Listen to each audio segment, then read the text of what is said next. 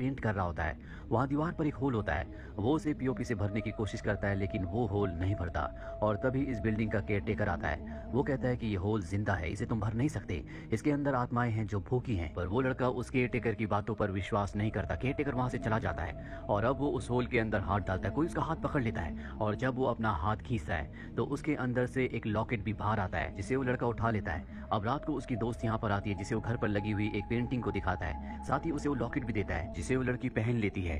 लेकिन लॉकेट पहनने के कुछ देर बाद ऐसा लगता है कि जैसे उस लड़की को किसी ने अपने वश में कर लिया हो। वो लड़की अपनी जान ले लेती है। वो लड़का जो उसके साथ होता है डर कर वहाँ से भाग जाता है। दिनों के बाद हम एक लड़की को दिखाया जाता है जिसका नाम किम है। वो इसी बिल्डिंग में, जहाँ पर फ्लैट नंबर 203 है, अपनी दोस्त इजी के साथ रहने के लिए आई है। यहाँ का ओनर इन दोनों को फ्लैट नंबर 203 देता है। जब ये उसके अंदर जाती है तो सामने इन्हें वही पेंटिंग दिखती है जो कि विंडो पर बनी होती है। ये उसे टच करने वाले होते हैं कि ओनर आ जाता है और कहता है कि तुम इसे टच नहीं कर सकती, साथ ही इस बिल्डिंग के बेसमेंट में जाना सख्त मना है। इसके बाद वो यहाँ से चला जाता है। किम अब अपने कमरे में जाती है, जहाँ पर वो देखती है कि दीवार पर एक होल है। उस होल के ऊपर वो मिरर लगाती है, लेकिन तभी मिरर अपने आप ही हिल जाता है। ऐसा लगता है कि अंदर से किसी ने उसे हिलाया है। इसके बाद अपनी दोस्त इजी के कमरे में जाती है, जहाँ पर ये दोनों बहुत अच्छा टाइम स्पेंड करते हैं। रात को साथ ही में सो जाते हैं। सुबह किम जब वापस अपने कमरे में आती है तो वो देखती है कि होल अब और भी ज्यादा बड़ा हो चुका है। वो इजी को अपने कमरे में बुलाती है और उस होल को दिखाती है। इजी उसके अंदर अपना हाथ डालती है और तभी उसका हाथ अंदर से कोई पकड़ लेता है, पर यहाँ पर इजी उससे मजाक कर रही होती है। जिसके बाद वो अपने हाथ को उस होल से बाहर निकाल लेती है, लेकिन उसके हाथ के साथ साथ वो लॉकेट भी बाहर निकलता है जो एक बार पहले भी निकला था, जिसे उस पहली वाली लड़की ने पहना था, जिसके बाद उसने अपने आप को मार लिया था। इजी को लॉकेट बहुत अच्छा लगता है और वो उसे पहन लेती है। रात को इजी का एक फ्रेंड घर पर आता है, जिसके साथ इजी बहुत अच्छा टाइम स्पेंड करती है। इजी बहुत ज्यादा ड्रंक होती है, इसीलिए वो बेहोश हो जाती है। उसका दोस्त विंडो के पास जाता है, जहाँ पर वही पेंटिंग होती है जिसे ओनर ने टच करने से मना किया था। वो उसे ध्यान से देखता है और तभी उसके पीछे से कोई निकल जाता है। उसे एहसास तो होता है पर वो देख नहीं पाता। इसके बाद वो वॉशरूम में जाता है, जहाँ पर कोई उसे मार देता है। सुबह होने के बाद किम इजी के कमरे में आती है और पूछती है कि तुम्हारा फ्रेंड कहाँ गया। इजी कहती है कि शायद वो मेरे उठने से पहले चला गया। दरअसल इन दोनों को नहीं पता कि वो मारा गया और ना ही वॉशरूम में उसकी डेड बॉडी होती है। अब किम को कॉलेज में एक जरूरी काम होता है, इसलिए कॉलेज निकल जाती है, पर उसके पहुंचने से पहले वो डिपार्टमेंट बंद हो जाता है। तभी यहाँ पर एक लड़का आता है और वो किम से कहता है कि मैं तुम्हारी मदद करना चाहूंगा। किम उसे बताती है कि मैं अपनी दोस्त इजी की जिंदगी के ऊपर एक किताब लिखना चाहती हूँ, जो कि मेरे साथ मेरे ही फ्लैट में रहती है। हाल ही में उसने अपनी मॉम को खोया है, जिसके बाद वो बहुत ज्यादा शराब पीने लगी है। इसके लिए मुझे अपने लेक्चरर की मदद की जरूरत है। वो लड़का किम से बहुत अच्छे से बात करता है और इन दोनों की दोस्ती हो जाती है। किम वापस अपने घर आती है, जहाँ पर एक बार फिर से वो उसी पेंटिंग को देखना शुरू कर देती है। वहाँ पर एक म्यूजिक बॉक्स भी होता है, जो ना तो किम ने और ना ही उसकी दोस्त इजी ने ऑर्डर किया था। उसके बाद किम अपने कमरे में जाकर सो जाती है। रात को अचानक से उसकी आंख खुलती है और वो उसी होल को देखती है जो दीवार पर होता है, और अब उसके अंदर से एक हाथ निकलता है, जिसे देखकर वो डर जाती है। वो होल के पास जाती है और तभी कोई जोर जोर से दरवाजा नॉक करना शुरू कर देता है। जब वो दरवाजा खोलती है तो बाहर इजी होती है, जो दरवाजे पर अपना सर पटक रही थी। दरअसल उसे रात को नींद में चलने की आदत होती है, इसीलिए उसे किम अपने साथ सुला लेती है। वह इजी पूरी तरह से नॉर्मल होती है। किम उसे उस लड़के के बारे में भी बताती है जिसे वो एक दिन पहले कॉलेज में मिली थी। किम इसके बाद कॉलेज जाती है, जहाँ वो अपने लेक्चरर से पूछती है कि मैं अपनी दोस्त की जिंदगी के ऊपर एक किताब लिखना चाहती हूँ, क्या मैं सही कर रही हूँ। उसके लेक्चरर कहते हैं कि अगर उसे कोई प्रॉब्लम नहीं है तो तुम लिख सकती हो। अब यहाँ पर इजी भी आ जाती है, जिसने वही लॉकेट पहना होता है जो होल के अंदर से बाहर निकला था। वो बहुत खुश होती है। दरअसल आज उसका एक ऑडिशन है, इसीलिए इजी ऑडिशन देने के लिए चली जाती है और किम अपने उस नए दोस्त के पास, जहाँ पर दोनों के दोनों बहुत अच्छा टाइम स्पेंड करते हैं। उसका दोस्त उसे उसके घर के बाहर भी छोड़ता है और जब वो बिल्डिंग के अंदर जाती है तो वहाँ का जो ओनर होता है वो उसे बहुत अजीब तरह से देख रहा होता है। किम उसे नजरअंदाज करके अपने फ्लैट नंबर 203 के अंदर चली जाती है। वो अपनी मॉम डैड को कॉल करती है, लेकिन वो उसका कॉल रिसीव नहीं करते, क्योंकि वो उससे नाराज है, क्योंकि वो नहीं चाहते थे कि वो इजी के साथ रहने के लिए जाए।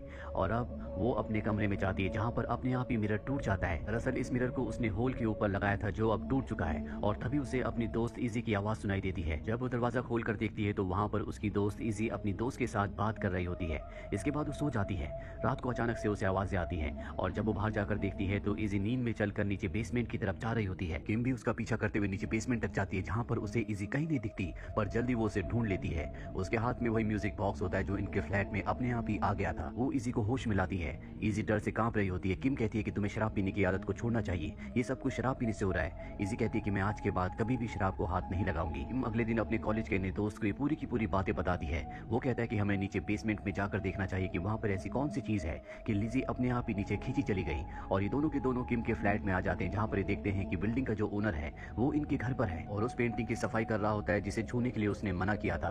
वो किम से कहता है कि मैंने कहा था कि तुम बेसमेंट में नहीं जाओगी, रात को तुम अपनी दोस्त के साथ बेसमेंट में गई थी, आज के बाद ऐसा नहीं होना चाहिए। इसके बाद वो वहाँ से चला जाता है। अब किम का जो दोस्त उसके साथ होता है वो उस पेंटिंग को देखता है जो विंडो पर होती है। उसमें कुछ अजीब सा लिखा हुआ होता है, साथ ही कुछ निशान भी होते हैं, इसीलिए वो उसकी फोटो खींच लेता है, साथ ही उस अजीब से म्यूजिक बॉक्स की भी और दीवार के होल की भी, जिसके बाद ये सभी पेंटिंग्स को, सभी फोटोज को इंटरनेट पर डालकर सर्च करना शुरू करते हैं। इन्हें पता चलता है कि जो विंडो पर पेंटिंग है उसमें जो अजीब भाषा में लिखा हुआ है, ऐसी भाषा हजारों साल पहले इस्तेमाल की जाती थी। ये लॉकेट की भी फोटो इंटरनेट पर डालते हैं, जिससे इन्हें पता चलता है कि इसी फ्लैट नंबर 203 में पहले भी कई लोग आकर रहे हैं जो अचानक से गायब हो गए। इन्हें कुछ भी समझ में नहीं आता और ये दोनों के दोनों सो जाते हैं। अगली सुबह किम एक आदमी के घर जाती है जो उसी बिल्डिंग में रहा करता था। वो उससे फ्लैट नंबर 203 के बारे में पूछती है। वो बताता है कि पहले वहाँ पर एक फैमिली रहा करती थी जिसकी पत्नी प्रेग्नेंट थी। एक दिन वो आदमी अपनी पत्नी को नीचे बेसमेंट में ले गया। उसने खुद ही अपनी पत्नी की डिलीवरी की, जिसके बाद उसकी पत्नी मारी गई और उसने खुद अपने आप को भी मार दिया, पर बच्चा बच गया था। पर उस बच्चे का क्या हुआ, वो कहाँ चला गया, किसी को कुछ पता नहीं चला।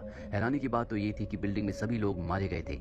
इसके बाद किम वापस उसी बिल्डिंग में आ जाती है। जब वो अपने फ्लैट में जाती है तो देखती है कि उसकी दोस्त इजी वहाँ पर शराब पी रही है। वो कहती है कि तुमने वादा किया था कि तुम शराब नहीं पियोगी। इजी कहती है कि मुझे पता चल चुका है कि तुम मेरी जिंदगी के ऊपर एक किताब लिख रही हो, तुम मेरी दोस्त नहीं हो, तुम मेरा फायदा उठा रही थी, इसीलिए तुम मेरे साथ हो। इजी को समझाने की कोशिश करती है, उससे माफी भी मांगती है, पर इजी उसकी कोई बात समझने के लिए तैयार नहीं है। वहीं दूसरी तरफ किम के दोस्त को दिखाया जाता है जो एक चर्च में जाता है, जहाँ पर उसे वैसी पेंटिंग दिखती है जैसे कि किम के फ्लैट के अंदर है। उस पर उल्टा क्रॉस का निशान भी होता है। वो उस पेंटिंग के बारे में और भी सर्च करता है, जिससे उसे पता चलता है कि पहले ये एक गॉडेस थी, जिसके बाद उसे डीमन बना दिया गया और अब वो लोगों की आत्माओं को खाती है, वही उसका खाना है। सारी बातें जानने के बाद वो किम को कॉल करता है, लेकिन किम उसका कॉल रिसीव नहीं करती। वो किम को वॉइस नोट भेजता है। वहीं दूसरी तरफ किम को दिखाया जाता है जो बहुत ज्यादा परेशान होती है और दीवार के उस होल को तोड़ने लगती है, क्योंकि हर दिन वो बड़ा हो रहा होता है। और तभी उसके अंदर से हाथ निकलता है, जिससे वो डर जाती है। पीछे से इस बिल्डिंग का ओनर आ जाता है और उसे पकड़ के बेहोश करके बांधकर अपने साथ अपने फ्लैट में ले जाता है और अपने मॉम डैड की फोटो दिखाकर उसे बताता है कि दीवार के पीछे होल के अंदर जो डीमन रहती है उसी के पास मेरे माता पिता हैं। यहाँ पर हमें समझ में आ जाता है कि ये वही बच्चा है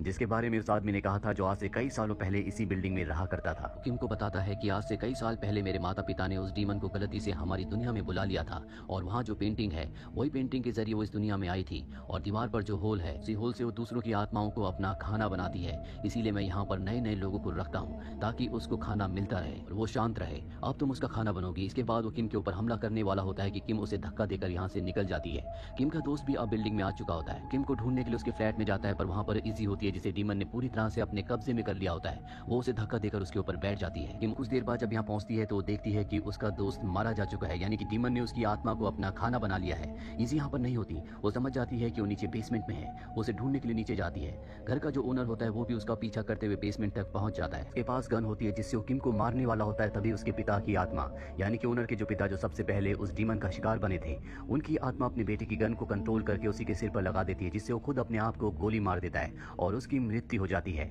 उसके पिता की आत्मा को पता था कि उनका बेटा कई सालों से गलत काम कर रहा है, इसीलिए उनकी आत्मा ने ऐसा किया होता है। किम अब इजी को ढूंढना शुरू कर देती है। इजी उससे दिख जाती है। वो इजी से कहती है कि तुम्हें अपने गले के लॉकेट को उतारना होगा, पर इजी डीमन के कब्जे में है। वो उसके ऊपर हमला करती है, पर किम उसके हाथ को पकड़कर उसके गले के लॉकेट को निकाल देती है, जिससे वो होश में आ जाती है। ये दोनों के दोनों वापस अपने फ्लैट नंबर 203 में आ जाते हैं, जहां पर किम उस खिड़की पे बनी पेंटिंग को तोड़ देती है। किम को एक जोरदार धक्का लगता है और अब इन दोनों को लगता है कि इन्होंने डीमन के आने जाने के रास्ते को हमेशा के लिए खत्म कर दिया है। रेस्क्यू टीम यहाँ पर आती है और इन दोनों को अपने साथ ले जाती है, पर हमें उस कांच के पीछे दिखाया जाता है जहाँ पर एक साया है, यानी कि डीमन अब भी यहीं पर है। वो अपना अगला शिकार किसको बनाएगी किसी को कुछ नहीं पता। इसी के साथ रूम नंबर 203 की कहानी यहीं पर खत्म हो जाती है। उम्मीद करते हैं कि ये कहानी आपको पसंद